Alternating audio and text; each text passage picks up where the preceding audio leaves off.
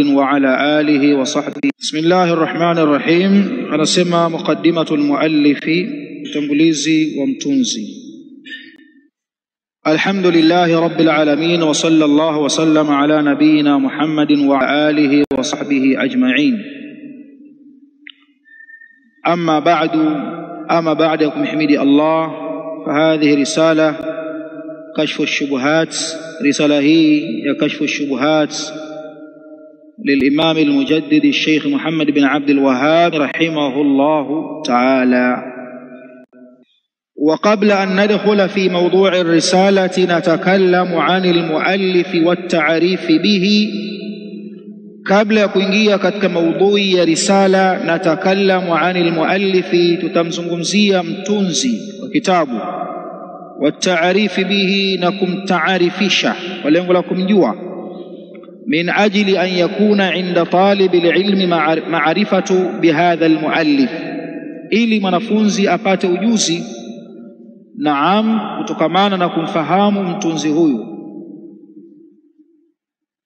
wa tariqatihi fi da'watihi, na mfumo wake katika ulinganizi, lianna hadha min al-umuri al-muhimma, kwa sababu jambo hili ni miongoni mwa mambo muhimu, fi ma'rifati al-a'immati wad-du'ati ila Allah, katika kuwafahamu maimamu na walinganiao kwa Allah, wa ma'rifati nash'atihim wa da'watihim, na kujua ile hali ya uanzilishi wao na da'wa zao, min ajli an yasira tullabu al-ilmi ala nahjihim, wa min ajli ya watembee au wapite wanaotafuta ilmu katika njia yao, wayaktabisu min sirati, ige mwenendo wao, wayaktadu bihim, na wawaige wao wenyewe. فهو الشيخ الإمام المجدد شيخ الإسلام محمد ابن عبد الوهاب ابن سليمان ابن علي ابن مشرف التميمي التميمي النجدي. ولد رحمه الله تعالى أمزليوا في بلدة العيينة، katika mji wa Uyaina, mwaka 1115 hijiria, akafariki mwaka 1206 hijiria.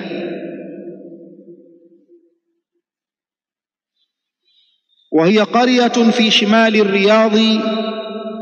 عيينة ni mji uliopo shimali ya Riyadh, kaskazini mwa Riyadh. وكانت محل أسرته, kijiji hicho au mji huo, qaria hukusudiwa kijiji na qaria pia hukusudiwa mji, qura miji. وكانت محل أسرته, mahala hapo au mji huo ndio sehemu waliokuwa wakiishi watu wake, familia yake. Nashaa fi baiti ilmin, amekulia katika nyumba ya elimu,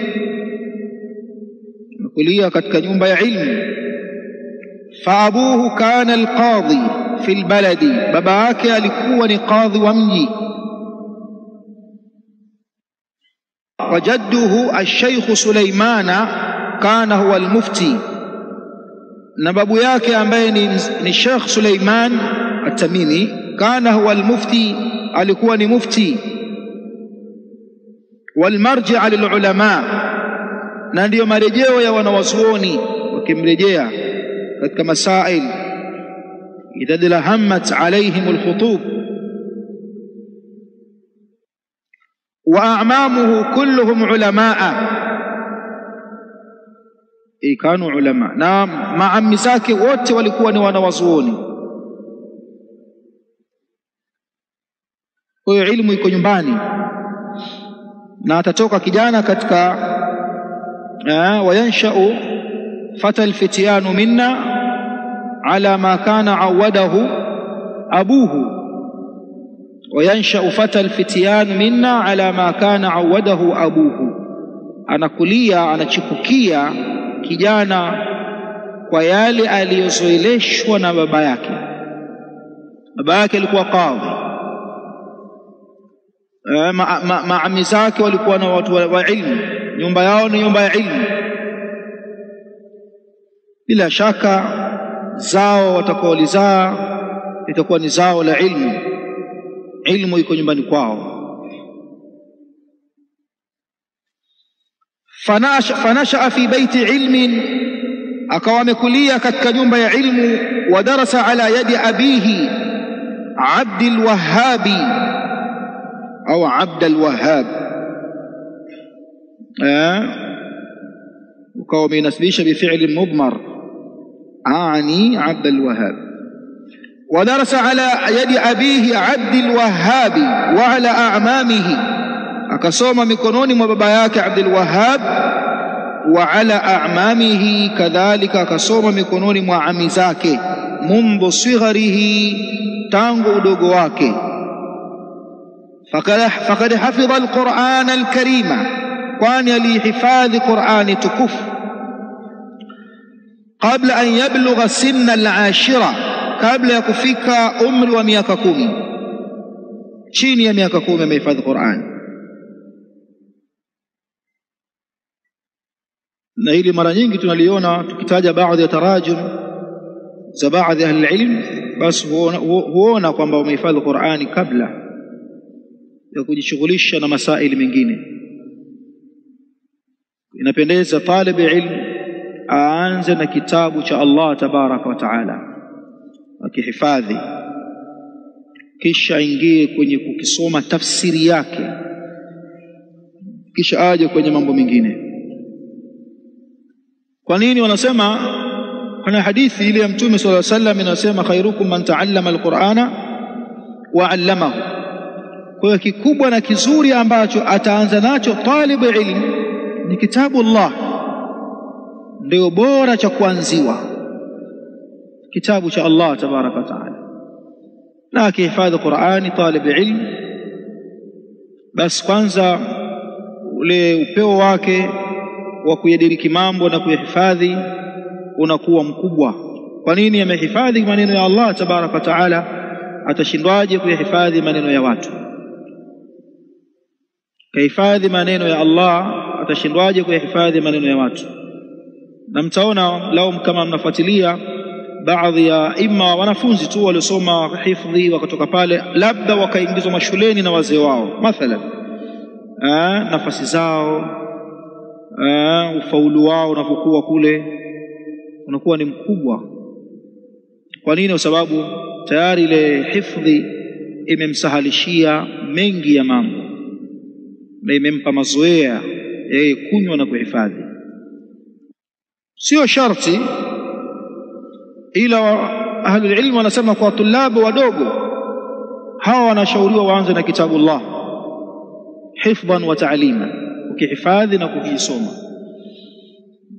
ulumi za Qur'ani. Ama ashakuwa mtu mzima ameingia kwenye kusoma dini, waambie anza kuhifadhi. Mfano mzee Abu Imran utamsumbua bure, atakuhifadhia leo kurasa moja, kesho ukija umemtoka, atahangaika nao wiki, siku za katika, tofauti na kijana mdogo. Kwa hiyo wanasema hali ilmu ni bora vijana wakaanzishwa na Qur'an, baada ya hapo wakahifadhishwa mutuni, ilmu ndogo hilo iliyokusanywa matni ya kitabu fulani cha tauhid. Kwenye kila fani ukawa una matni yake au una shairi yake, una nazm au una an-nasr. Kwenye fiqh ukahifadhi kitu masala fulani, kitabu fulani cha wanaoanza mubdil mubtadiin kabla ya kuingia kwenye mutawwalat. Balagha basi una kitu fulani kwenye balagha umekihifadhi, sarfa una kitu fulani umekihifadhi cha sarfa, nahwu umehifadhi ima jurumia kama wanavyoelekeza baadhi ya ahli ilm, na ukahifadhi mashairi. Ukihifadhi shairi ni bora zaidi, inakusahalishia kuliko kuhifadhi nathar. Yani utungo ni bora zaidi kuhifadhi tenzi. nahau ukatafuta labda mulhatul i'rab ukaihifadhi ile mulha kwa uko nayo kichwani, alafu sasa ukaingia kuielewa na kuifahamu. Na fani nyingine nyingi takriban zimewekewa mashairi yake. Tunamsoma huyu amehifadhi Qur'ani kabla kufikia miaka 10. Imam Shafi kadhalika tunaambiwa kabla ana miaka mingapi, takriban 9 au 7 ameshahifadhi Qur'an. Na mwingine nani kahifadhi Qur'an? Kina Ibn Uthaymeen, wote wamehifadhi Qur'an. Kwa unaona ni kitu kidogo, nazungumza masail, adila zinakuja zenyewe, zile adila, dalili zinakuja. Kwa hiyo kuna raha yake ukiwa umehifadhi Qur'an, dai talib ilm bora zaidi. Na ndio haya anasema Sheikhul Islam Ibn Taymiyyah katika Majmu' al-Fatawa, anasema wa amma talabu hifdhi al-Qur'ani fahuwa muqaddamun ala kathirin mimma tusammihi an-nasu ilma. Ama kutafuta kukihifadhi kitabu cha Allah, jambo hilo kutangulizwa juu ya mengi yale wanaoyasema watu, wanaoyaita watu kuwa ni elimu, nazo imma ni batili au manufaa yake ni machache. وهو أيضا مقدم في التعلم في حق من يريد أن يتعلم علم الدين. وكيحفاظ كتاب الله jambo hilo latangulizwa kwa yule anayetaka kujifunza elimu ya dini, min al-usuli wal furu'i, ikiwemo misingi na matawi, ani aqida na fiqh, al-fiqh al-akbar wal fiqh al-asghar. Fa inna al-mashru'a fi haqqi mithli hadha, kwani jambo ambalo latakikana kwa mtu kama huyu, fi hadhihi al-awqat, katika nyakati zetu hizi, an yabda bihifdhi kitabillahi, aanze kukihifadhi kitabu cha Allah. Fa innahu aslu ulumi ddini, kwani hicho kitabu cha Allah ndiyo asili ya elimu zote za dini. Ibn Taymiyyah huyo rahimahullah, Majmu' al-Fatawa mjallad wa 12 ukurasa wa 35, amekokoteza kunako hilo. Na nyinyi umri wenu bado unakubali umri wenu kuhifadhi Qur'an. Hata kama darasani utawekewa labda juzu 2 kwa mwaka au juzu 1 kwa mwaka, wewe mwenyewe chukua muda wako wa ziada, tafuta mtu akusikilize, unasoma na hifadhi, utaona khairi kubwa kabisa, khairi kubwa utaiona. Upate tabu wewe kama unapopata tabu watu wengine, labda wataka kuandaa khutba au kuandaa muhadhara, kutafuta zile aya kwanza kuzihifadhi au kuziandika. Wewe unaangalia tu aya hii itakaa hapa, aya hii basi, aya tayari uko nayo kichwani, unasubiri kuitoa tu. Upate tabu kutafuta dalili. Kadhalika Ibn Jamaa amesema yabtadi'u awwalan bi kitabillah, aanze mwanafunzi mwanzo kabisa na kitabu cha Allah, fayutqinahu hifdha, akihifadhi kwa uzuri kabisa, wayajtahid ala itqani tafsirihi, na ajitahidi katika kuielewa vyema katika tafsiri yake, wasairi ulumi, na elimu zake zote, yani elimu zote za Qur'an. Fa innahu aslul ulumi wa ahammuha, kwani asli ya ilmu ni Qur'ani, na kama kuna ilmu yenye umuhimu zaidi kwanza ni Qur'ani. Kwenye tadhkiratu as-sami' wal mutakallim ameyataja haya Ibn Jamaa. Tutakuta wengi katika ulama wameanza na hiyo. Na hata ukimwangalia Sheikh Muhammad bin Abdul Wahhab kwenye rasaili zake akiandika, naona anavoleta dalili kaifa yasridu al-adilla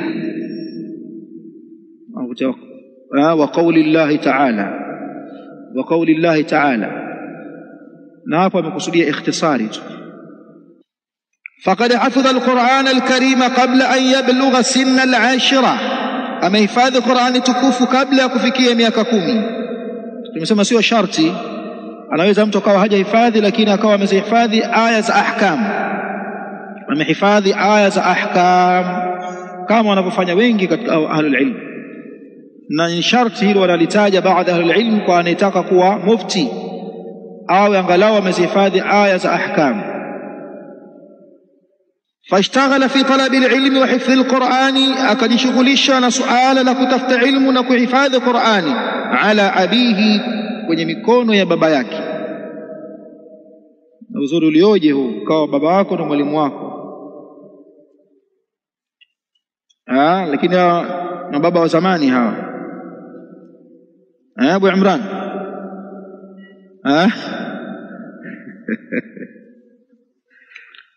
Baba leo Baikunia wapiga chenga, kuonesha kwamba jinsi gani watu walikosa yale malezi ya kuchukulia al-ihtimam kwenye masala ya dini. Mtu akawa anaradhiwa hifadhi Barazanji, kijana hodari kwenye Barazanji, asome ashiki kitabu. Sasa muda aliotumia akahifadhi Barazanji, si angehifadhi Qur'ani?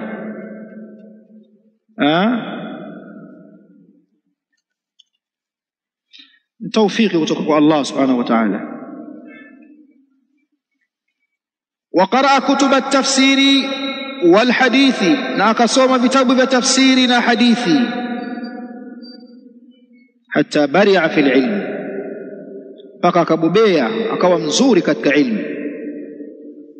Fasara bari'an wa huwa saghirun, ilhali ni mdogo kabisa. Wa ujiba abuhu wal ulama'u min hawlihi au man hawlahu, min hawlihi, waliopo pembezoni wa man hawl, wale ambao wako pembezoni mwake. Man hawlahu, inakubali kusema min hawlihi na man hawlahu. Wa ujiba abuhu wal ulama'u man hawlahu, na akapendezwa baba yake, akapendezwa naye, akamfurahikia. Wal ulama'u, na wanawazuoni kadhalika, man hawlahu, waliokuwa naye pembezoni mwake, yani walikuwa wakitangamana naye hapo alipo Sheikh kwenye mji huo au kwenye sehemu hiyo. Bidhakaihi wa nubughihi, kwa uwerevu wake na maarifa yake. Wa kana yunaqishu fil masail alilmiyah, na alikuwa akinaqish, fanya debate baadhi ya wakati, munaqasha. Wa kana yunaqishu fil masail alilmiyah, na alikuwa akinaqish katika masala ya kiilmu. Wanazungumza na watu, wasemaje kwenye hili? Bwana kwenye hili hapana, dalili, lakini unaonaje kwa kadha, lakini mbona kuna kauli hii, vipi hapo? Hatta annahum istafadu min munaqashatihi, mpaka wao wakawa wamefaidika kutokamana na mnaqasha wake na majadiliano yake na wao. Fa'tarafu lahu bilfadli, wakamkiri, i'tarafu lahu, wakamkubali, wakamkiri bilfadli, kwa fadhila, kama huyu bwana ana fadhila, huyu kijana mdogo lakini anaonekana machachari yake mapema kabisa, hapa ilmu ipo kwa huyu kijana. Thumma innahu lam yaktaf bihadha alqadri, kisha hakika yeye hakutosheka na kiwango hiki alichokuwa nacho min alilm, kiwango hiki cha ilmu, min alqadri, so qadari, bihadha alqadri, kiwango. Thumma innahu lam yaktaf bihadha alqadri min alilmi, hakutosheka na hiki kiwango alichokuwa nacho cha ilmu.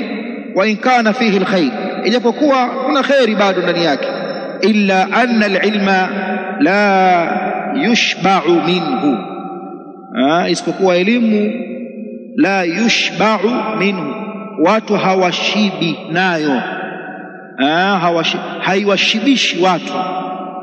Ukimpa mtu bado ataka tu, ameshiba, hanipe na masaili mengine, kuna masala fulani nipe.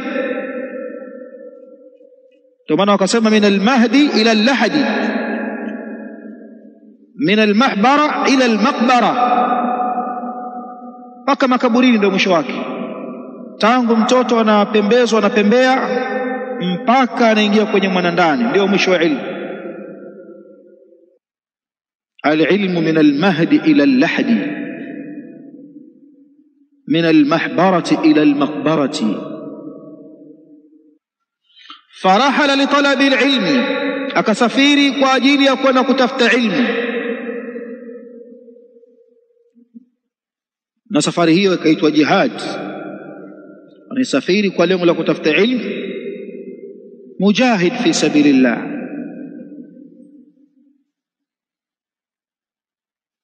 Mujahid fi sabilillah. Anasemaje ile kama sikoseni Ash-Shafi'i mmoja katika Ash-Shawafi' katika maana maneno yake amesahau, man lam ya'lam dha falyas'ali fa in lam yajid 'aliman falyarhali. Asiyelijua hili basi na aulize, kama hana wa kumuuliza falyarhali, asafiri. In lam yajid 'aliman falyarhali, asipompata alim asafiri, aende sehemu kwenye ulama. Mji ambao hauna alim ni giza, mji ambao una alim ni nur. Ayatun bayinatun fi suduri alladhina utul ilma. Na nyinyi hapa mmekuja mmetoka kama kwenu, mkaja kwenye darul ghurba na maharage, wengine hawashibi. Nadra kushiba talib ilmu, wamekaa wamekula mashiba, washibaje kuja talabu ilmu? Alaika biluqaimat, sema ni juu yako kupata vijitonge kadhaa tu vya kusimamisha uti wako wa mgongo basi. Sio kadhani ukija hapa utakaa utakula utashiba utacheua na utagooka. Hilo halipo kwa talib ilmu, na nyinyi ni mashahidi juu ya hilo. Au mnashiba? Mnashiba? Mtasinzia basi, hamtosoma. Lazima msishibe, lazima chakula kiwe hakitoshi. Dammaj zama za kheri zake, sinia moja inazungukwa na watu 10. Nyinyi mnakulaje? Sinia watu 4. Nyinyi mna raha. Sinia moja Dammaji yazungukwa na watu 10.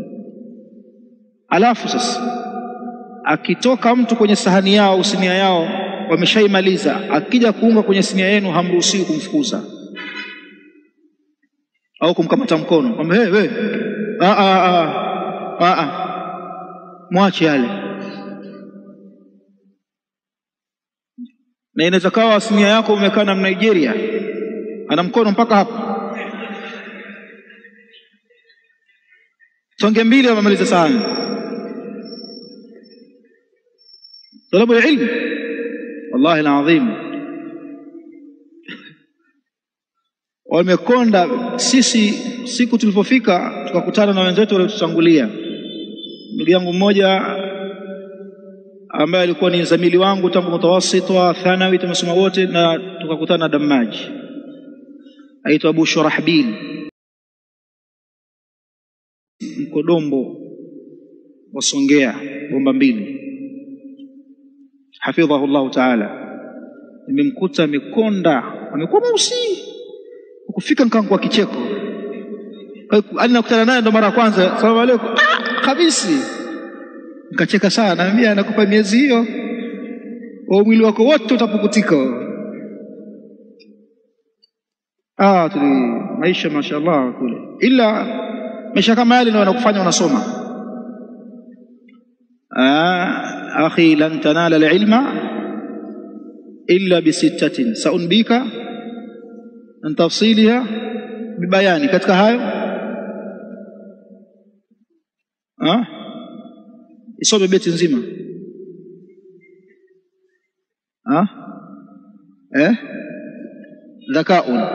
Dhakaun wa sabrun wa bulghatun. Bulgha ndio itonge sasa. Wa bulghatun, dhakaun wa sabrun wa bulghatun. Msaidieni tamsaidia. Dhakaun. Na amesema Yahya ibn Abi Kathir, lan tunala alilma birahati aljasad, lan yunala au la yustata'u alilmu birahati aljasad, haipatikani ilmu kwa raha ya kiwiliwili. Mimi nilikuwa nahesabu zile tonge hazifiki 5 tonge za kula zilikuwa. Kutoka pale sahani imekwisha, hakuna baba, hakuna mama, hakuna kwa shangazi kwenda kudoea, hakuna kakadha. Tumshakula hapo, nasubiri usiku. Kwa hiyo njaa bado unayo, unakwenda kwenye bomba la maji, unafungua, unajaza tumbo maji, unajidanganya pale. Basi pata kijipesa, ukitumia kijipesa unatamani, ukienda maktaba, ukipita maktaba wasile pesa kama vile umeenda kwa umekwenda kujiroga. Ukiingia pesa imekauka yote, umetoka na vitabu, ondoka zako. Ukiingia tu darasail, hii waitaka, kitabu hiki wakitaka. Pesa unatumiwa ujikimu, labda ukiugua wewe unanunua vile vitu, vitabu. Unaambia mimi nikiugua nitatafuta habati sauda na nini, basi tutakula. Maisha yalikuwa katika mazingira haya. Ya watu labda wengi hao wanaosikia walikuwa damaji, walikuwa kwenye mazingira haya. Allah wahifadhi baadhi ya ndugu zetu wa Umar ibn al-Khattabi, walikuwa kila mwezi kama sikosea au baada ya miezi miwili au mwezi walikuwa wanatuma kiasi kadhaa cha pesa kwa niaba ya Watanzania waliokuwa kule. Kwa hiyo mgao ukipita unaweza kupewa dola 20, dola ngapi. Allah wahifadhi na walipe khairi wale ambao walikuwa wakifanya yale. Walikuwa wanafanya mambo mazuri kabisa. Ilikuwa inawasaidia tulaba al-ilm. Vitabu kikubwa ni vitabu. Umemaliza kitabu, kuna kitabu kinasomeshwa, kinatangazwa msikitini. Kesho upande wa at-tawsi'a sharqiyya au tawsi'a kadha au fawqa sathi kutakuwa darasa la somo fulani, atasomesha al-akh kadha wa kadha wa kadha kadha, inatajwa pale. Wakitaka hicho kitabu huna, na wewe umetoka masafa ya mbali umefika kule kwenda kusoma. Kwa hiyo pesa ambayo ungenunua labda chai, ukanunua ndazi, siku ambapo kwamba labda unanunua risala, unanunua kitabu na kwenda kusoma. Wangelikuwa wale walikuwa wakisoma wanayakini, na kila mmoja akawa anayakini kwamba anatumia dola 50 tu kwa mwezi, basi anaishi mazingira mazuri kabisa. $50 basi kwa mwezi. Lakini kuipata wakati ule ulikuwa ni shida. Na kupeni picha tu ya mazingira jinsi yanavyokuwa. Na ukipitwa na chakula kama labda ulilala au bahati mbaya, basi subiri tena usiku, utapewa chapati moja ya kuchoma na maizunguka sinia moja ya maharage basi. Na chakula ukikizoea kila siku hicho, inafika wakati tukipita jikaribia na jikoni tukisikia harufu ya maharage wakasirika. Hayo maharage. Yaani roho yataka ubadilishe. Kisa hakuna kubadilisha. Ni hivyo bali na maharage meupe.